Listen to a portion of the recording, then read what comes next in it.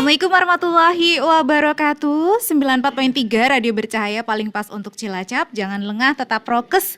Halo pendengar Bercahaya, kali ini Tiwi hadir di Dialog Bercahaya bersama dengan Kantor Imigrasi Cilacap. Kali ini temanya di hari Rabu tanggal 25 Mei 2022 adalah izin tinggal orang asing ya. Bersama narasumber kita sapa dulu Pak Frans Perlindungan Simar Mata. Halo Pak Frans. Halo, selamat pagi. Iya, kita jumpa yang kedua kali ya Pak ya? Iya Mbak. Iya. Kabar hari ini gimana Pak? Kabar baik, sehat, Sehat, alhamdulillah. dan tetap bahagia. Iya, bahagia ya Pak ya. Baik. Terus berikutnya beliau adalah Kepala Seksi Lalu Lintas dan Izin Tinggal Keimigrasian Pak Frans. Dan kita sapa Pak Dinu Insan Wardiansyah. Halo Pak Dinu. Halo, selamat pagi. Gimana kabar hari ini Pak Dinu? Baik, alhamdulillah. Baik, alhamdulillah sehat ya. Pak Dinu ini adalah Kepala Subseksi Izin Tinggal Keimigrasian. Dan kenapa dipilih izin tinggal orang asing nih Pak untuk kesempatan hari ini tema kita Pak? Oh iya, mungkin selamat pagi ya. Mungkin ini kan di zaman sekarang kan border kita sudah mulai buka, jadi kita perlu mengetahui tentang aturan-aturan bahwa orang asing sudah boleh masuk dengan beberapa yang dulunya aturan-aturan yang ditutup untuk ini sekarang sudah mulai dibuka dengan pemberlakuan aturan-aturan keimigrasian yang terbaru. Mungkin Pak Dini bisa nambahin yang lainnya. Iya, betul. Ya. Perlu kita sampaikan juga bahwa kemarin kan sempat 2 tahun kita kena pandemi corona, jadi aturan sempat berubah-ubah setiap bulan. Kemudian ini kan kita sudah hampir memasuki masa endemi, jadi ada peraturan-peraturan baru yang akan dikembalikan lagi ke aturan yang normal. Yang sebelum corona ada aturan, kemudian kita berikan kebijakan selama masa corona, kemudian ini dalam rangka kita kembali lagi ke jalur yang benar. Ke jalur yang benar. Memang peraturannya seperti apa sih Pak pas dulu? Jadi di masa corona dulu kita sempat beberapa kali ada kebijakan dari Direktorat Jenderal Imigrasi di mana pada awalnya itu ada orang asing tidak perlu datang ke kantor imigrasi, izin tinggalnya otomatis diperpanjang. Itu di masa waktu corona masih gencar-gencarnya, jadi masih tinggi-tingginya.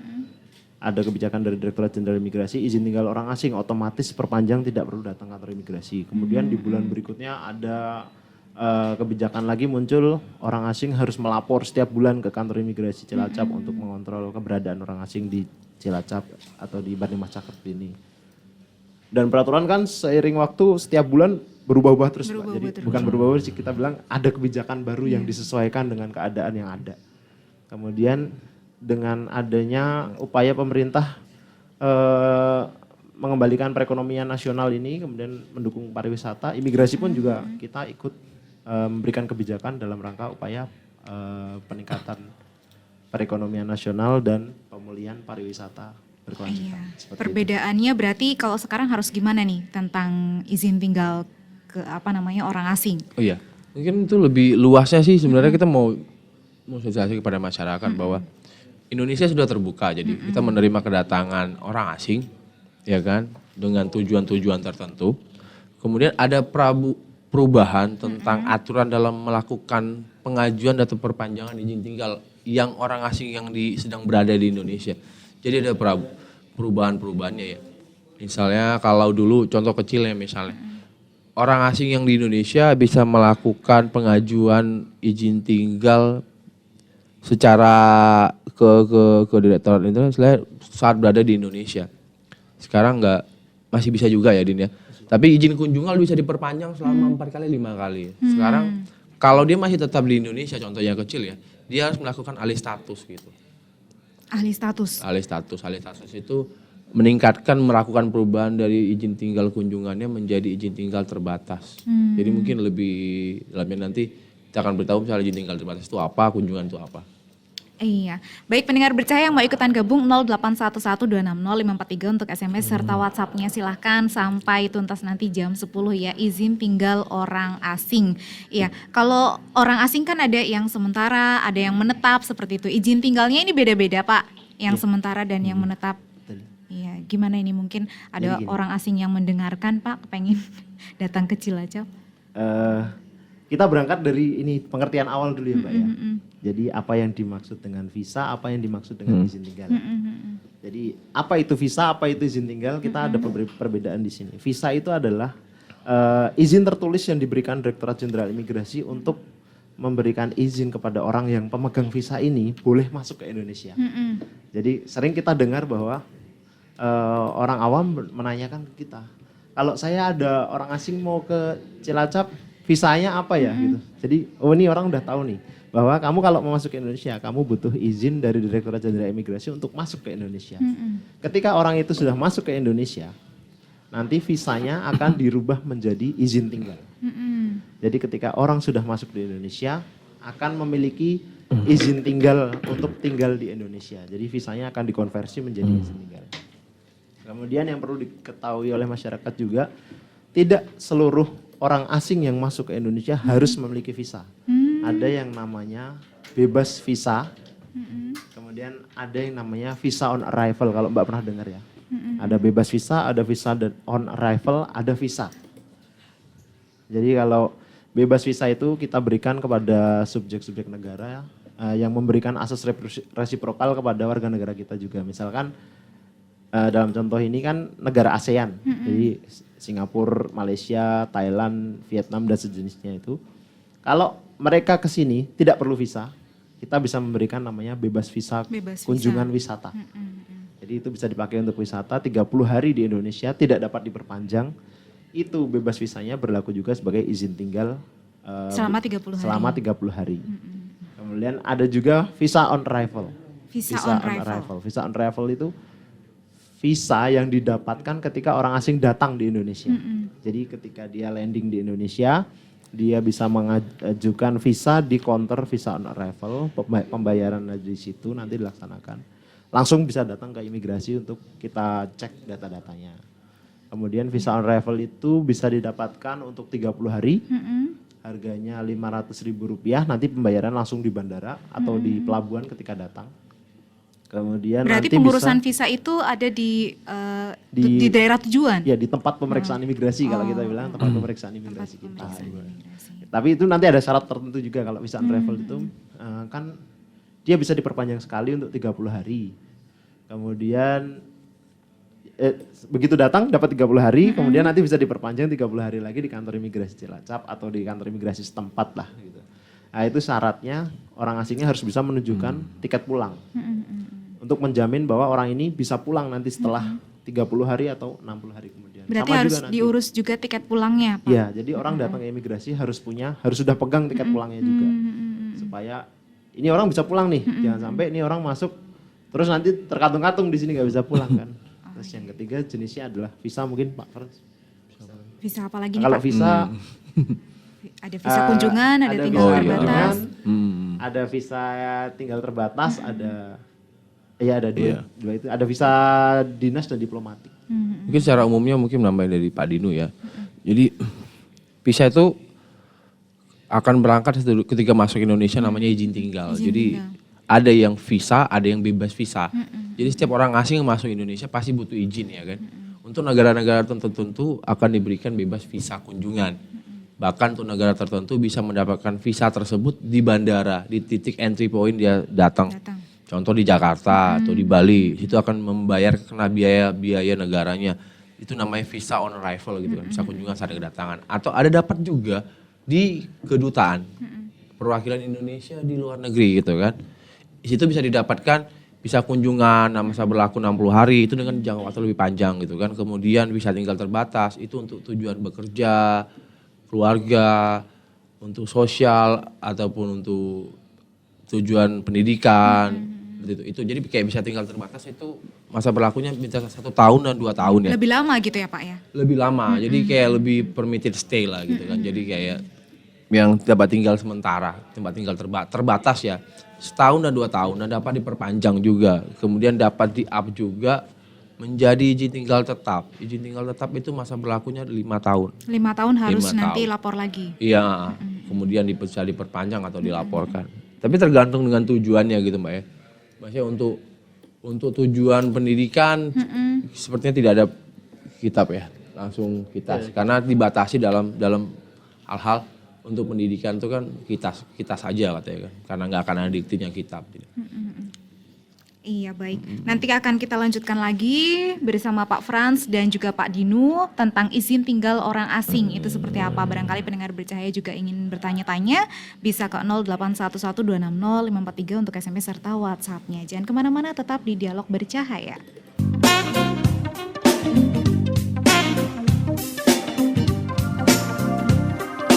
Halo pendengar bercahaya, Tiwi masih menemani Anda sampai di jam 10 ya. Kita masih dialog bersama dengan kantor imigrasi Cilacap dan bersama dengan narasumber kita yang sudah hadir ada Pak Frans, Kepala Seksi Lalu Lintas dan Izin Tinggal Keimigrasian, dan Pak Dinu, Kepala Subseksi Izin Tinggal Keimigrasian. Ada pertanyaan yang sudah masuk ini Pak, dari Mbak Diva Mentari. Selamat pagi Pak Imigrasi dan juga Mbak Tiwi, saya saat ini sedang berada di negara Hong Kong. Terus kalau saya perpanjang kontrak, apakah bisa menunggu visanya setelah sampai di Indonesia atau harus menunggu visanya turun dulu baru bisa pulang ke Indonesia? Terima kasih. Maaf, maksud saya visa turun di Hong Kong dulu atau boleh nunggu visanya setelah sampai di Indonesia? Sebab kadang sama agen suka dilama-lamain kalau misal tunggu di Hong Kong. Sementara saya sudah tidak sabar ingin cuti pulang ke tanah air seperti itu. Oh iya, mungkin kita menjawab itu Mbak Diva ya. Mbak Diva. Mbak Diva. Untuk warga negara Indonesia berarti ya di Hong Kong. Untuk misalnya pertanyaan tersebut sebenarnya untuk menunggu visa dia bekerja di Hong Kong, bisa aja menunggu di Hong Kong, bisa menunggu di Indonesia. Sebenarnya menunggu di Indonesia juga tidak ada masalah. Ya, nanti tunggu di Indonesia melakukan cuti, kemudian tunggu di Indonesia, kemudian visa terbarunya turun gitu kan. Ya sudah, berangkat lagi kan dengan membawa kan, karena dia kan contoh misalnya dia sudah punya permit yang lamanya atau apa yang lainnya. Jadi itu nggak ada masalah. Nunggu di Indonesia atau nunggu di Hong Kong, it's okay gitu. Kalau mau sedang cuti, mungkin menunggu di Indonesia juga boleh. Yang penting mungkin yang dipastikan kembali adalah memastikan regulasi negara tersebut, negara Hong Kongnya. Itu yang pasti, yang untuk Mbak Diva nanti memastikan kembali ya. Regulasi di negara Hong Kong ya, bagaimana tentang apabila dia pulang, ada perbedaannya enggak gitu kan. Kadang kan beda negara kan beda regulasi gitu ya. Pengajuannya saat dia di Hong Kong atau saat pengajuan dia di Indonesia berbeda tidak untuk lakukan perpanjang kontrak seperti itu. Berarti regulasinya gitu ya Pak ya? Iya, regulasi yang perlu dipertanyakan kembali regulasi untuk di negara Hong Kong tersebut. Iya kan? Kalau ini kan cuti berarti cuman berapa bulan seperti itu kan Pak? Iya Mbak, jadi cuti. Ya kan mungkin begini, ada beberapa negara yang menerapkan jika dia sudah cuti, mulang dari awal, start kembali ke satu gitu kan. Atau ada biaya yang lainnya gitu kan. Kalau sedang berada di negara tersebut, dia tinggal diperpanjang saja gitu. Jadi perlu dipastikan kembali regulasi negara Hong Kongnya seperti apa kembali gitu kan. Iya. Seperti itu ya Mbak Diva ya, bisa ditunggu di Indonesia, bisa juga ditunggu di Hong Kong. Kalau udah nggak sabar kepengen cuti ya mungkin ditunggu di Indonesia saja. Iya. Tapi pastikan regulasinya nanti pada saat kembali gimana seperti itu di Hong Kongnya. Baik, Pak, kalau izin tinggal orang asing itu tadi ada yang 5 tahun, kalau izin tinggal tetapnya 5 tahun, nanti diperpanjang lagi. Kalau misalkan hanya seperti turis kayak gitu 30 hari. Iya betul. Sebenarnya turis juga bisa pakai menggunakan visa kunjungan. Visa kunjungan itu bisa diperpanjang 2 kali untuk masing-masing 60 hari. Kemudian visanya juga bisa diberikan 30 hari, bisa diberikan 60 hari ketika mengajukan gitu. Jadi, kalau yang kerja ini? Kalau yang tenaga kerja asing ya maksudnya. Kalau tenaga kerja asing biasanya menggunakan visa izin tinggal terbatas. Izin tinggal terbatas. Memberikan tambahan ya Mbak untuk yang izin tinggal tetap yang 5 tahun tadi, itu hanya kita berikan kepada warga negara asing yang pertama dia harus menikah dengan warga negara Indonesia. Ya, kemudian yang kedua dia pemimpin perusahaan. Jadi dia ada di struktur organisasi perusahaan tertinggi. Dia posisinya harus ada top manager. Top position. Kemudian selanjutnya yang bisa kita berikan adalah dia warga negara asing yang harus investasi di Indonesia. Kemudian investasinya harus sudah terdaftar di Badan Penanam Modal BPKM kemudian atau Kementerian Investasi. Iya itu. kemudian investasinya minimal 1 miliar untuk di perusahaan yang ada di Indonesia. Itu nanti bisa mengajukan namanya alih status dari izin tinggal terbatas ke izin tinggal tetap.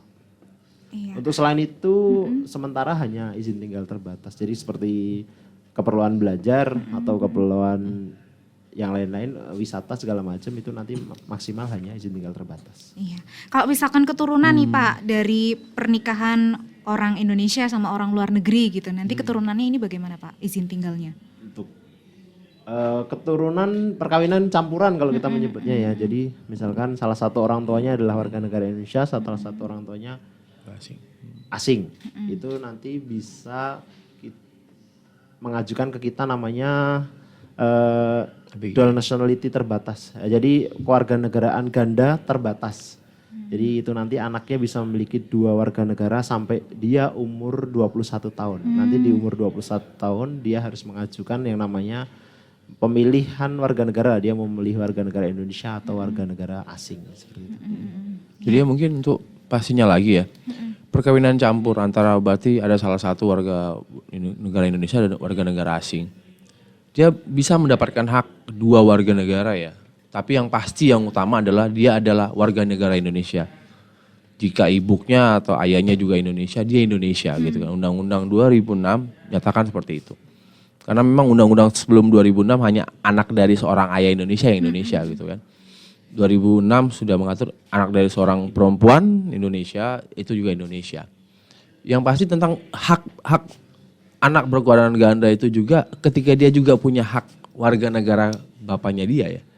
Kalau bapaknya saya menikah dengan warga negara gitu.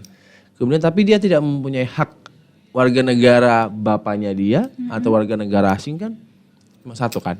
Iya. Ya, kecuali dia sudah mendapatkan 2 hak itu gitu kan. Contoh dia dapat paspor juga dari orang asing, dengan orang tua yang asingnya baik ayah ataupun ibu gitu kan.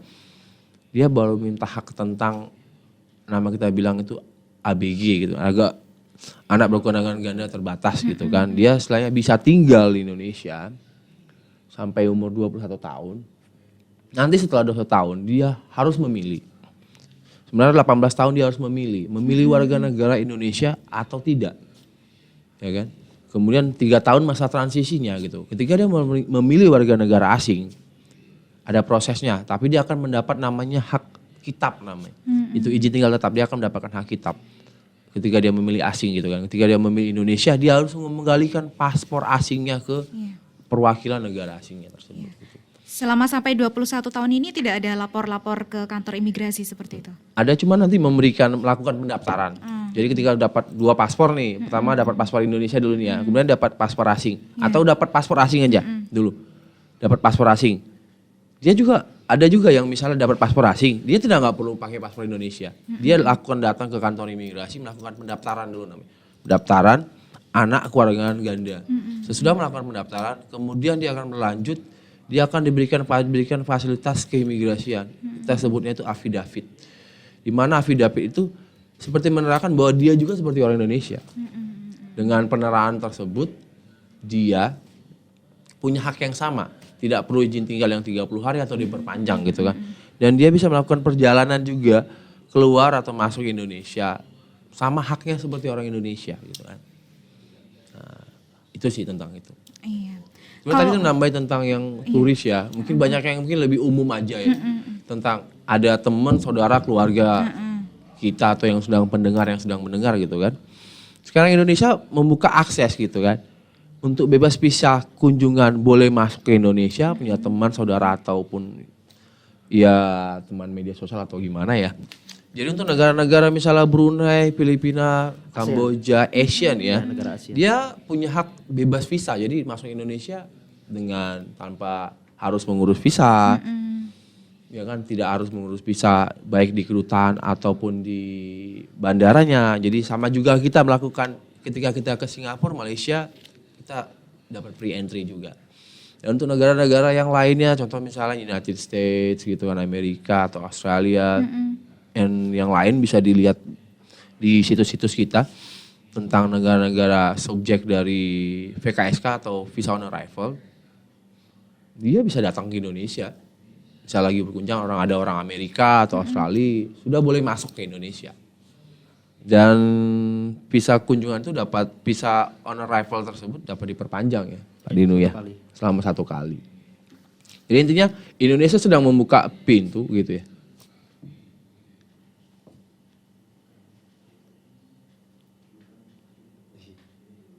Iya, terima kasih.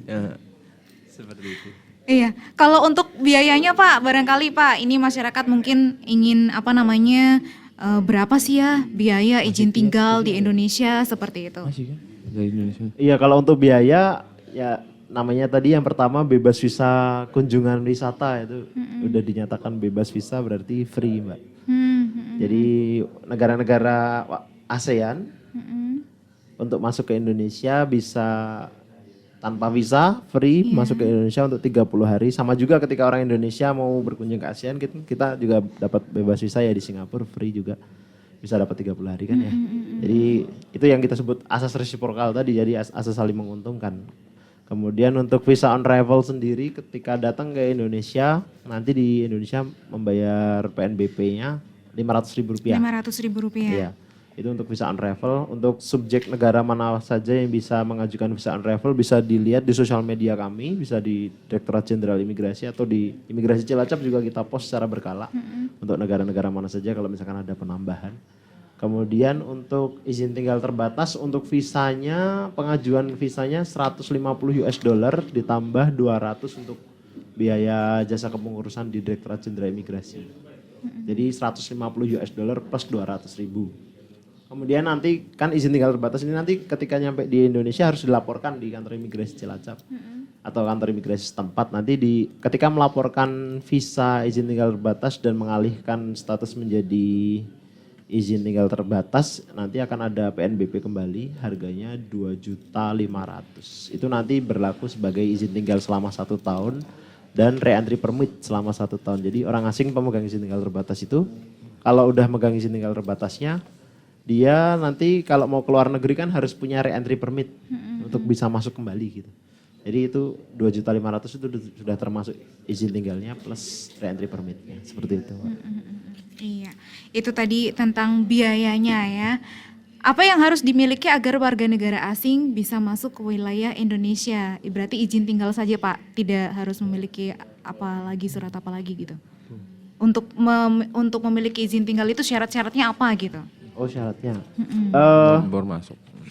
Kalau untuk ini untuk visa atau izin tinggal? Iya, Kalau untuk dua-duanya. visa ya, seperti tadi kan saya sudah bilang ya, untuk visa bebas visa kunjungan dan visa on arrival cukup memiliki return tiket saja ketika masuk ke Indonesia. Nanti ditunjukkan di bandara, biasanya petugas bandara minta ada return tiketnya tidak. Kemudian kalau untuk izin tinggal terbatas biasanya kita minta dokumen pendukung dari sponsor plus dokumen warga negara asing tersebut. Misalkan dokumen-dokumennya. dia datang dalam rangka kunjungan keluarga atau kunjungan suami atau istri yang ada di Indonesia. Nah, itu nanti yang kita minta adalah akte pernikahannya, ada tidak, kemudian data-data istrinya, KTP-nya, kakaknya, kemudian data orang asingnya juga, paspornya segala macam. Nanti diajukan ketika di visa, ditanyain itu semua, visanya terbit, masuk ke Indonesia. Ketika di sini merubah visa menjadi izin tinggalnya juga nanti kita pertanyakan hal yang sama untuk meyakinkan kami. Baru nanti kita berikan izin tinggal. Terus kalau untuk pendidikan biasanya ada tambahan dari Kementerian Pendidikan ya. Kalau misalkan pendidikannya di bawah naungan Kementerian Pendidikan. Kalau misalkan di bawah Dikti biasanya Mbak yang mengeluarkan gitu. Kalau misalkan pendidikannya seperti flying school yang ada di Cilacap, itu kan di bawah Kementerian Perhubungan. Biasanya nanti rekomendasi dari Kementerian Perhubungan ada tuh. Bahwa merekomendasikan warga negara asing atas nama A untuk sekolah di sekolah penerbangan ini. Memberikan izin tinggal untuk dalam jangka waktu 1 tahun atau 2 tahun. Jadi kita berikan sesuai dengan rekomendasi yang ada. Sama juga nanti kalau misalkan rohaniawan itu di bawah naungan apa? Misalkan di bawah naungan Kementerian Agama. Jadi nanti kita minta surat rekomendasinya dari Kementerian Agama atau di bawah naungan Kemensos. Kita bisa juga minta dari rekomendasi dari Kemensos. Kemensos. Kalau yang untuk bekerja? Kalau untuk bekerja kita minta rekomendasinya dari Kemenaker Mbak. Nanti ada yang namanya RPTKA dan IMTA. RPTKA itu rencana menggunakan tenaga kerja asing yang mengizinkan perusahaan tersebut mempekerjakan warga negara asing dalam jabatan A, B, C, D, E. Warga negara asingnya jumlahnya 1 untuk jabatan A. Terus untuk jabatan B 2. Kemudian di situ nanti dijelaskan juga nanti ada TKI pendampingnya ada berapa, TKI yang dipekerjakan ada berapa. Kalau untuk IMTA-nya IMTA itu izin menggunakan tenaga kerja asing, itu lebih spesifik bahwa warga negara asing atas nama A ini diizinkan bekerja di Indonesia dalam jangka waktu 6 bulan. Kalau rekomendasi berkata 6 bulan, nanti di izin tinggal kita berikan juga yang namanya ITAS 6 bulan seperti itu. Jadi pemberian izin tinggal kita nanti mengacu kepada rekomendasi yang ada. Iya, iya. Jadi, Ada yang mau ditambahkan iya mungkin mungkin Pak nambahin Frans? aja. Mungkin ada pertanyaan tentang misalnya lebih umumnya lagi kan. Ini kalau orang yang cuma liburan ya datang, siapin tiket, kembali, pastikan orang yang datang ini misalnya kita punya temen atau warga negara yang datang ini, dia warga negara subjek apa? Bebas visa, nggak perlu pakai visa. Kalau pakai visa ngambil visa kunjungan sehari datang atau visa on arrival cukup ngambil di bandara. Kalau tinggalnya tidak terlalu lama gitu ya. Kalau mau tinggalnya lebih lama, lebih daripada 60 hari, urus visa di kedutaan. Itu pertamanya ya. Dan untuk nanti untuk hal-hal yang mengharus tentang visa yang 1 tahun, 2 tahun, bekerja, pendidikan dengan jangka waktu lebih daripada 6 bulan. Ataupun mau ngambil visa yang namanya kunjungan itu misalnya lebih daripada 60 hari. Ada beberapa syarat-syarat tertentu tentang tujuan. Jadi, tapi untuk lebih pastinya itu diakses melalui visa online imigrasi Go.id ya. Nanti bisa ditulis lagi visa online imigrasi Go.id. Bisa dilihat di situs Direktorat Jenderal Imigrasi atau di imigrasi juga ada linknya. Ya kan? Nanti kita bisa mengajukan visa di situ. Jadi misalnya contoh nih kecil nih Mbak Tiwi. Misalnya punya calon suami gitu, contoh ya kan, warga negara Amerika atau Arab Saudi atau apa ya kita ambil ya, Pangeran Brunei atau Pangeran Arab gitu ya, Pangeran Kuwait gitu ya.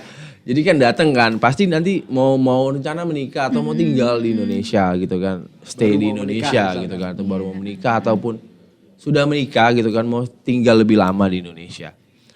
Jadi kan akan aja masuk ke link tersebut gitu kan. Situ kan ada syarat-syaratnya dan akan diajuin di situ dan dapat persetujuan juga dari situ melalui email nanti kan. Kemudian dapat persetujuan tersebut masuklah ke Indonesia. Kemudian di situ nanti perannya misalnya kantor imigrasi ya kan untuk menerahkan izin tinggal dia. Tetapi untuk bekerja. Jadi ada namanya kitas untuk bekerja. Itu udah diberikan langsung di bandara. Jadi datang foto sudah dia nggak perlu datang ke kantor sebenarnya. Ya kan nanti saat sudah masa berlakunya setahun itu contohnya setahun baru dia datang ke kantor imigrasi.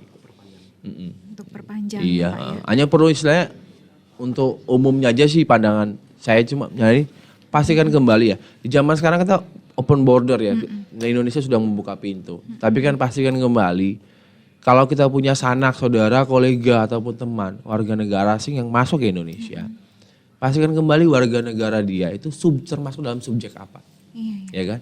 Subjek bebas visa, bisa mendapatkan visa on arrival, atau betul-betul negara yang masuk Indonesia harus dapat visa dari kedutaan atau mengajukan visa dari Direktorat Jenderal Imigrasi, gitu kan? Itu harus dipastikan kembali juga. Iya. Kalau cara pembuatannya visa izin tinggal ini bisa online atau enggak nih Pak? Sekarang kan Ya, sudah semasa pandemi kemarin kan kita memberikan online terus. inovasi baru dari Direktorat Jenderal Imigrasi bahwa visa bisa diajukan secara online. Bisa kalau di search di Google sekarang visa online itu langsung masuk ke link kita nanti. Di link kita paling atas itu visa pengajuan visa online di imigrasi. Seperti itu. Terus ini Mbak nambahin punya Pak Frans tadi. Iya. Kan sering ditanyakan ke kita kalau misalkan nih ada orang Cilacap kan banyak nih. Mungkin Mbak Tiwi juga ada calon suami. Oh iya. Warga negara asing misalkan. Iya. Kemudian mau masuk ke Indonesia. Kalau dia mau mengajukan visa kunjungan keluarga kan belum bisa karena belum ada syarat yang tadi saya sebutkan itu yang akte buku nikah kan. Buku nikah belum ada. Biasanya pada ditanyakan tuh, Pak saya mau mengundang teman saya ke Indonesia, warga negara mana? Pertanyaan kita selanjutnya kan warga negara A misalkan atau Amerika. Mau masuk ke Indonesia, bisa nggak Pak? Ini tujuannya apa dulu? Biasanya kita nanya gitu, tujuannya apa dulu? Tujuannya mau menikah dengan saya, biasanya orang Indonesia bilang gitu. visanya apa ya Pak yang bisa saya pakai? Lah karena belum menikah, belum ada legalitas dari negara, biasanya kita arahkan untuk mengajukan visa dalam tujuan wisata. Sekarang tinggal dilihat Sosial nih, ya. warga negara tersebut masuk ke subjek negara mana. Bebas visa karena dia bukan negara ASEAN berarti tidak termasuk bebas visa. Kita cek di visa on travel. Oh dia ada di visa on travel daftarnya. Berarti dia bisa mengajukan visa on travel. Tapi kalau mengajukan visa on travel kan hanya bisa tinggal 30 hari dan bisa diperpanjang 30 hari kemudian. Jadi kita mungkin mensarankan sama warga negara Indonesia tersebut, silahkan ajukan visa on travel dulu, masuk ke Indonesia, manfaatkan waktu 60 hari ini untuk menikah. Nanti kan dapat legalitas tersebut. Begitu dapat legalitas, orang asing atau ditemenin sama istrinya itu tadi bisa keluar dulu ke negara terdekat. Yang penting keluar wilayah Indonesia. Keluar wilayah Indonesia. Bisa ke Singapura, bisa ke Malaysia, monggo dipilih aja mana yang terdekat. Kemudian nanti bisa mengajukan yang namanya visa izin tinggal terbatas dengan sponsor keluarga tadi ya, jadi sponsor istrinya. Jadi istrinya menjadi sponsor dia untuk masuk ke Indonesia. Baru nanti bisa mendapatkan yang namanya ITAS 1 tahun. Iya. Harus pergi dulu ya Pak ya dari Indonesia, terus nanti balik lagi untuk mengurus. Berapa lama ini kepergiannya? Bisa pagi keluar sore masuk bisa, yang penting visanya sudah ada. Ya, berarti Ketika bulan masuk madu sore dulu ya Pak ya. Iya. Nanti kalau sorenya balik visanya belum ada, kita kasih visa on travel lagi. Jadi begitu. Jadi dipastikan kalau misalkan mau tinggal lebih lama kan harus punya visa sebelum datang ke Indonesia. Ya, jadi mungkin perbedaan signifikan dengan sebelumnya adalah yang bisa masuk di Indonesia dulu pertamanya adalah orang yang punya izin tinggal terbatas. Contohnya yang bekerja, melakukan pendidikan. Kemudian ngupdate bahwa bisa dengan yang pemakai visa kunjungan, tetapi dengan tujuan bisnis, di mana dia punya sponsor, bahkan sampai ada uang jaminan tertentu. Nah ini kita sedang menuju fasenya bahwa siapa aja bisa dengan tujuan apa aja, ya kan? Dulu punya negara mengurus visa, tujuan saya dulu tujuan perorangan, tujuan keluarga, tidak di-apply, tidak bisa disetujui masih kita di zaman pandemik. Ya kan, karena yang kita masih masuk adalah dalam rangka tujuan usaha dan tujuan bisnisnya yang kita berikan, itu kan dengan membatasi orang masuk ke Indonesia gitu kan. Nah sekarang dengan tujuan apa aja bisa, bahkan dengan tujuan wisata juga sudah bisa. Jadi itu yang mau signifikan banget sekarang maksudnya dengan perbedaan dengan yang dulunya ya.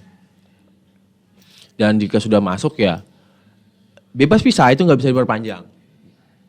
Jadi kalau kita udah masuk ke suatu negara atau contoh kita ke Malaysia atau ke Singapura, kita dapat bebas visa ya. 30 hari. 30 hari. Sama seperti negara Malaysia juga masuk ke Indonesia dapat 30 hari. Itu nggak bisa diperpanjang gitu kan. Non extendable gitu kan. Kemudian kalau visa yang on arrival bisa diperpanjang selama 1 kali. Begitu sih. Iya. Itu aja sih. Tadi ada ditekankan sama Mbak Tiwi, jadi Mbak Tiwi ya tadi kan harus keluar nih Pak gitu kan. Mbak Tiwi kan sempat tanya gitu ya. Dulu kemarin di masa pandemi 2 tahun yang lalu 2020 dan 2021 kita ada kebijakan orang asing kalau izin tinggalnya habis tidak perlu keluar, bisa mengajukan visa secara online lewat rumah, mengajukan visa online, nanti bisa dapat visa baru, bisa langsung tinggal lagi melanjutkan masa tinggalnya. Cuman karena sekarang tadi kan sudah saya tekankan juga ini kan kita perbedaan. kembali lagi ke masa endemi ya, jadi kita sudah mulai membalikkan lagi rel yang kemarin sudah kita berikan kemudahan, sekarang kita balikan ke yang normal. Mulai kapan nih Pak? Kemarin ada surat edarannya itu terakhir keluar bulan Maret. Ya mulai Maret kemarin tuh kita sudah mulai yang pengajuan visa dari dalam negeri. Jadi kan kalau orang di dalam negeri, WNA di luar dalam negeri bisa mengajukan visa.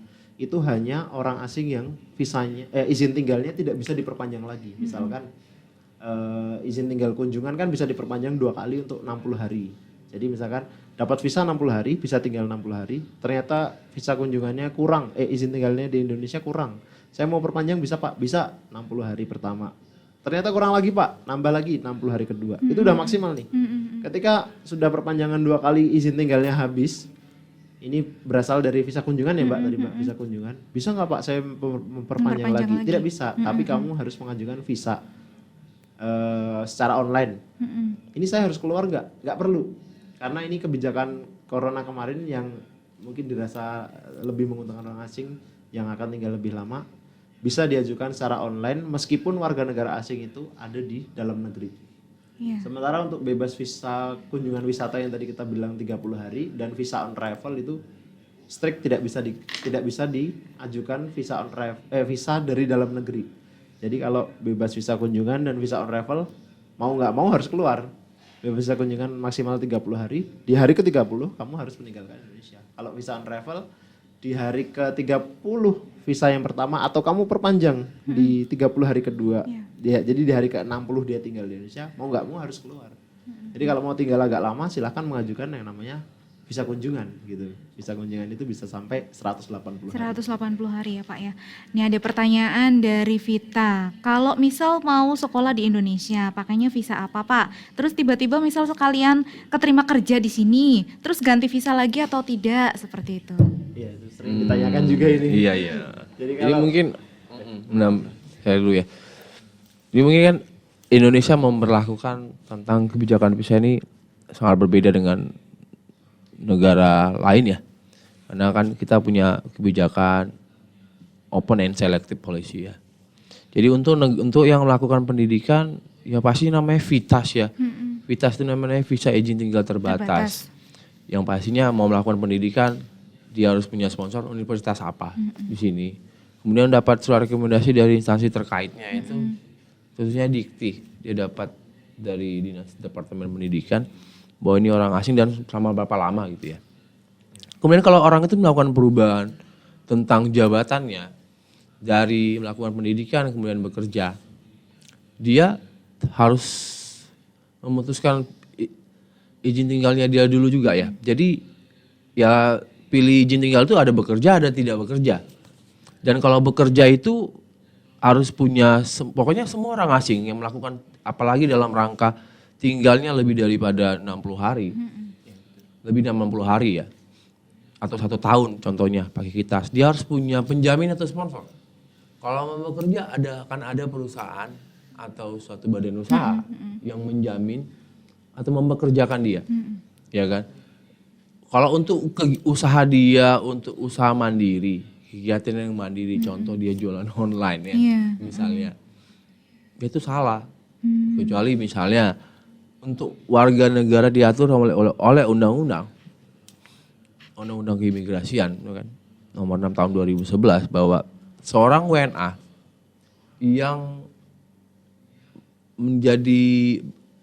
melakukan pernikahan dengan warga negara Indonesia atau dengan sponsor keluarga dapat melakukan penghidupan untuk hidupnya gitu kan, untuk keluarganya. Tapi kalau orang asing dari kemarin itu sekolah pendidikan kemudian tiba-tiba bekerja, itu penyalahgunaan. Dan dia kalau mau bekerja putusin ganti alih dulu, pengalian. Tinggalnya cari perusahaan apa yang mau mempekerjakan dia dan ada yang prosesnya gitu. Karena ada hak-hak dan kewajiban yang berbeda gitu kan. Karena contoh yang bekerja ada kewajiban pajak atau apanya yang haknya yang lain yang berbeda dengan saat melakukan pendidikan. Berarti harus diurus lagi gitu ya Pak iya, ya izinnya. Jadi kita memang punya program yang mungkin open and selective gitu ya kan. Kalau di negara lain memang lebih open ya ketika punya visa itu bisa do anything atau apalah segala macam. Ada yang negara yang bisa mahasiswa bisa sambil bekerja gitu kan. Kalau di Indonesia kita belum menerapkan tentang kebijakan tentang mahasiswa Indonesia boleh bekerja, mahasiswa asing boleh bekerja di Indonesia. Baik. Ini ada, ya lanjutkan Pak Dino. Iya, jadi menambahkan dari Pak Frans tadi, Mbak, kan tadi kita memberikan izin tinggal sesuai dengan rekomendasi. Jadi kalau misalkan sekolah biasanya kita memberikan rekomendasi kan berdasarkan rekomendasi dari Dikti. Misalkan kalau ada warga negara asing keterima di sekolah di Indonesia, biasanya sekolahnya langsung mengurus yang namanya izin pendidikan warga negara asing di Dikti. Nanti keluar tuh yang namanya rekomendasi sekolah, rekomendasi pendidikan warga negara asing atas nama misalkan TV gitu ya Mbak ya. Nanti disebutkan di situ nama orang asingnya TV, nomor paspornya sekian, dapat diizinkan untuk tinggal di Indonesia selama 1 atau 2 tahun biasanya kalau pendidikan. Nah, nanti izin tinggalnya kita berikan yang namanya izin tinggal terbatas dalam rangka belajar, dalam rangka studi. Itu nanti kita berikan misalkan direkomendasi 1 tahun, kita berikan setahun. Biasanya kalau yang kuliah S2 diberikannya langsung 2 tahun gitu. Berarti langsung izin tinggal juga kita berikan 2 tahun. Ketika setelah selesai pendidikan orang asing tersebut diterima di perusahaannya ada di Indonesia, itu dia harus mengalihkan izin tinggalnya yang tadi izin tinggal untuk studi menjadi izin tinggal untuk bekerja.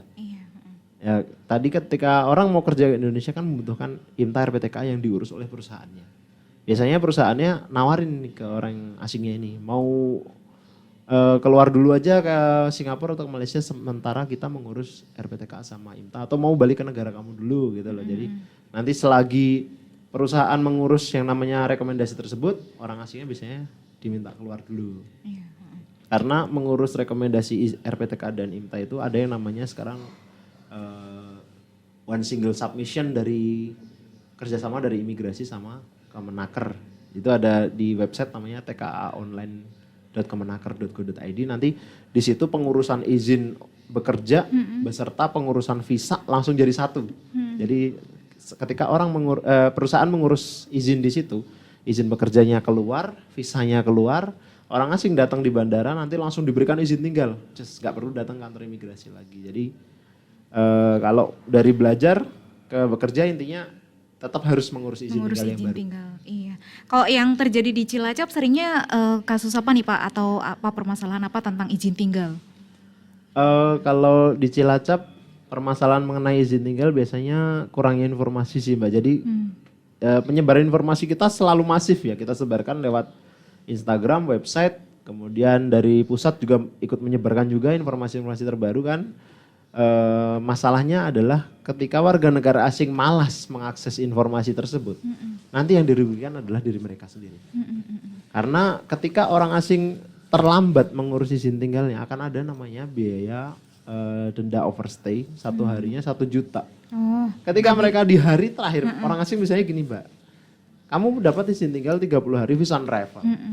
Harusnya kan kamu mencari tahu izin tinggal ini bisa diperpanjang atau tidak di hari ke-25 atau hari ke-20, spare 10 hari sebelum habis dong. Tapi kadang-kadang orang datang nyari informasi di hari ke-29 atau hari ke-30. Itu hari terakhir dia yang harusnya bisa memperpanjang atau tidak gitu. Ketika datang di hari terakhir, Pak ini izin tinggal saya kayaknya habis hari ini deh. Iya betul habis hari ini. Bisa diperpanjang nggak? Bisa. Syaratnya apa? Return ticket. Kita tinggal minta gitu. Return tiket saya ada sih Pak, tapi pulangnya hari ini mau saya reschedule. Kadang-kadang begitu kan. Waduh, kita gimana mau memperpanjang orang di tiket kamu bilang kamu pulang hari ini gitu. Jadi biasanya kadang-kadang kita bilang, ya di reschedule dulu aja Bu, kapan mau pulangnya nanti baru kita perpanjang. Karena syarat utamanya adalah return tiket tadi saya bilang. Jadi kadang-kadang malasnya orang mencari informasi itu jadi menyebabkan sebuah hambatan. Karena perizinan warga negara asing ini kan tidak mudah ya. Jadi ada 1 dan 2 hal yang harus diurus jauh-jauh hari. Apalagi kalau menikah dengan warga negara asing nih. Kadang-kadang orang menikah dengan warga asing yang penting hidungnya mancung aja udahlah jadi suamiku aja kamu gitu kan. Tanpa memperdulikan ini apa sih izin yang harus diurus dari suamiku. Izinnya seperti apa, masa berlakunya berapa. Lama nggak sih Pak bikin izinnya? Kalau izin di kantor imigrasi Cilacap kita jamin 3 hari jadi. Cuman masalahnya kadang-kadang kalau datang syaratnya kurang jadi kita harus, waduh ini apalagi jauh ya Pak. Kok nikahnya di luar negeri, nikah di luar negeri kan harus dilaporkan, didaftarkan dulu di Dukcapil gitu. Di Dukcapil kamu belum ada lapor pernikahan luar negeri, ya monggo ke Dukcapil dulu gitu terus. Oh gitu ya Pak, harus lapor ya Pak? Ya harus lapor Kak, gimana kita tahu kamu nikah di luar negeri kalau kamu nggak melaporkan gitu kita. Kadang-kadang ya informasi sudah mudah kok sekarang, internet bisa diakses oleh siapa saja, di mana saja gitu.